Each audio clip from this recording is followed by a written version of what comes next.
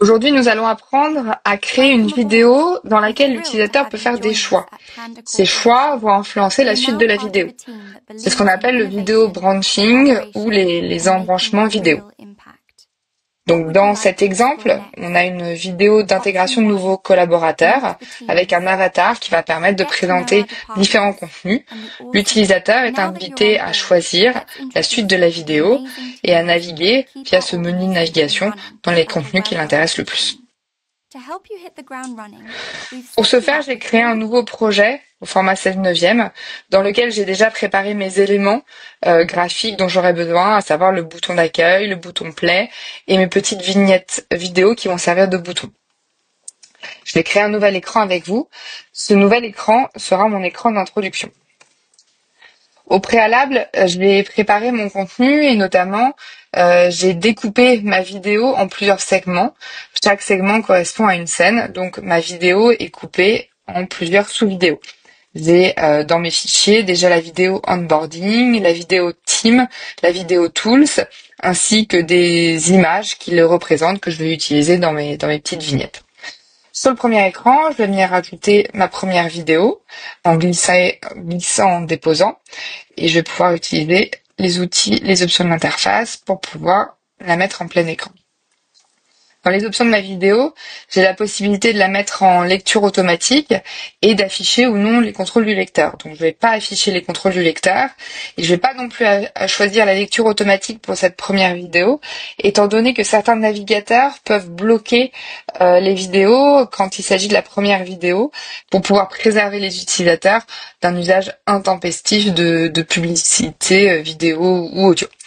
Donc dans ce premier écran, je mets ma vidéo en plein écran, sans contrôle, et je vais par contre utiliser mon bouton de play qui va venir se positionner au centre de mon écran pour lancer ma vidéo. Ce bouton, il est créé via un composant multi-état, avec un premier état qui permet d'afficher le bouton et un deuxième état avec ce bouton qui disparaît.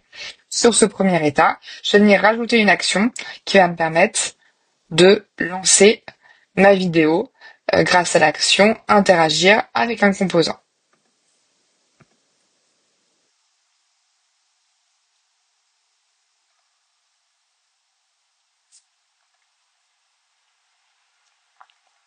Cette vidéo dure à peu près 15 secondes. L'objectif est au bout d'un certain moment, au moment où elle commence à mentionner le fait de faire un choix dans la suite de la vidéo, de faire apparaître justement ces choix pour que l'utilisateur puisse cliquer sur les boutons en bas, à gauche et à droite de l'écran. Pour ce faire, je vais déjà préparer mes éléments. Alors pour avoir cette transition avec mes éléments qui apparaissent, je vais déjà les mettre présents au sein de mon écran. Donc je vais utiliser les vignettes que j'ai préparées et je vais venir les placer en dehors de mon écran, hors champ. Pour déclencher cette animation et cette transition, je vais venir utiliser des états. Donc à l'intérieur de mon écran introduction, j'ai un premier état qui est automatiquement créé. Je vais venir créer un nouvel état lié dans lequel ces éléments vont apparaître au-dessus de la vidéo. Donc, je vais avoir une transition qui va se créer automatiquement avec le déplacement et l'affichage de ces vignettes vidéo. Maintenant, ce qu'il me faut créer, c'est effectivement le marqueur de temps qui va pouvoir me permettre de déclencher cette transition au moment décidé de la vidéo. Donc pour ce faire, je sélectionne ma vidéo, je vais rentrer à l'intérieur et je vais venir via mon curseur ou via directement mes marqueurs, choisir le moment opportun. Donc en cliquant sur le bouton, je vais créer un nouveau marqueur vidéo qui va s'appeler affichage choix. Je sais par essence qu'il est autour de 12 secondes et je vais ressortir de ma vidéo. Sur l'état numéro 1, je vais venir dans mes actions, rajouter une nouvelle action qui va se dérouler à l'événement déclencheur associé à ce marqueur. Donc, c'est-à-dire que à 12 secondes de ma vidéo, je peux déclencher quelque chose. Donc, je vais choisir cet événement déclencheur. Et comme action, je vais choisir l'action changer d'état pour faire apparaître ce deuxième état.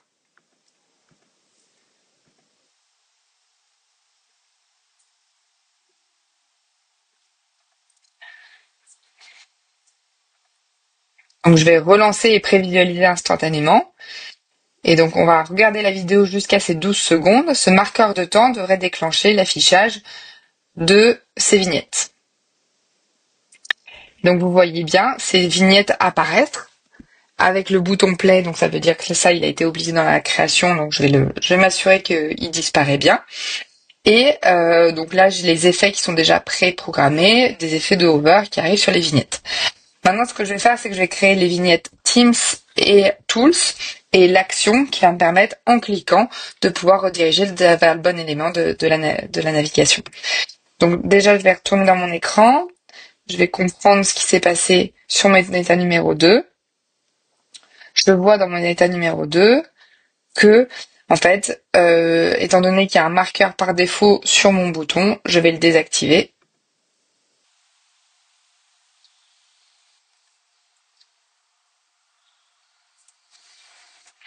Maintenant, ce que je vais faire, c'est que je vais créer mes écrans Teams et Tools avec les vidéos correspondantes pour pouvoir rediriger l'utilisateur en fonction de son choix. Donc, je vais ressortir de cet écran-là. Je vais venir créer un nouvel écran. Un écran Teams et un écran Tools. Mon écran Teams à l'intérieur duquel je vais venir rajouter la bonne vidéo.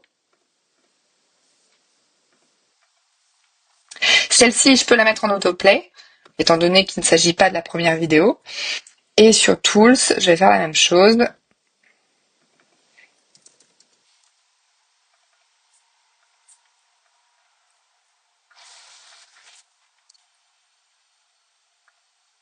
La lecture automatique.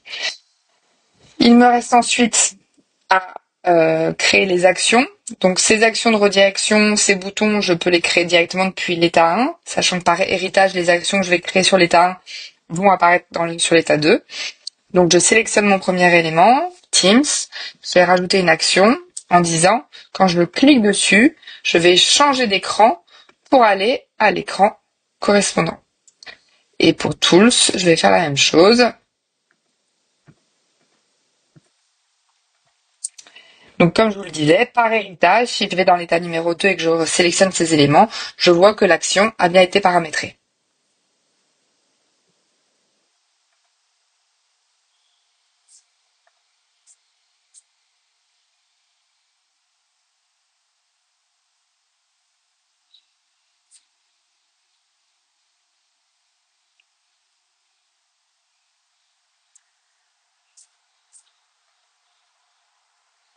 Ce qui manque désormais, c'est le reste de la navigation. Alors à vous de choisir. Est-ce que à chaque fois le choix va être le même, c'est-à-dire que à un certain moment de la vidéo, des choix vont apparaître qui vont influencer sur la navigation. Est-ce que je souhaite avoir un menu qui apparaisse et qui permette d'afficher toutes les séquences vidéo? Nous, c'est ce qu'on va choisir de faire dans notre exemple. Donc pour ce faire, on va venir rajouter un avant-plan.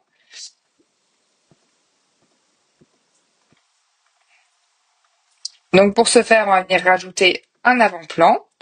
Le premier avant-plan, je vais le laisser vide. Je vais créer un nouvel avant-plan sur lequel je vais venir reprendre mon élément avec ma petite navigation.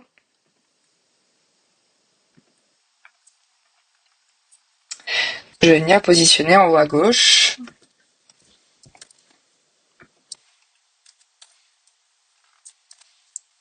Au clic, alors là c'est vraiment un choix de navigation et du X. Je vais choisir de faire apparaître une pop-up qui présente tous les choix. Donc pour ce faire, je vais déjà venir sélectionner mes vignettes. Hop. Je reviens dans l'avant-plan. Au niveau de l'avant-plan, je vais venir rajouter une pop-up, donc le composant du même nom.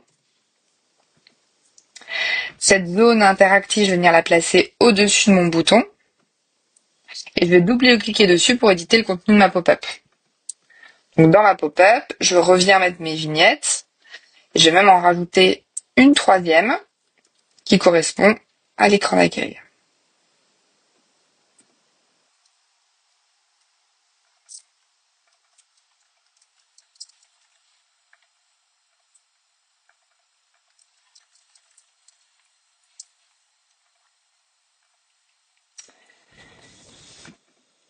Je m'assure que mes éléments sont bien renommés. Et je m'assure également que les redirections se font au bon endroit. Donc je retourne dans mes actions. Là, je vois qu'effectivement cet élément coupé redirige vers l'écran Teams. Donc je peux changer cette orientation. L'écran Teams, on est bon. Et l'écran Tools, on est bon. Il me reste ensuite à appliquer cet avant-plan au bon endroit. Donc sur l'écran introduction, je peux choisir l'avant-plan qui apparaît. Dans mon cas, je vais mettre un avant-plan vierge, donc ne pas faire apparaître cet élément de navigation. Néanmoins, sur l'écran Teams, je vais venir rajouter cet avant-plan. Et sur l'écran Tools, je vais faire de même. Je vais par ailleurs supprimer cet écran numéro 1 qui ne me sert plus à rien. Et je vous propose de regarder ensemble le résultat.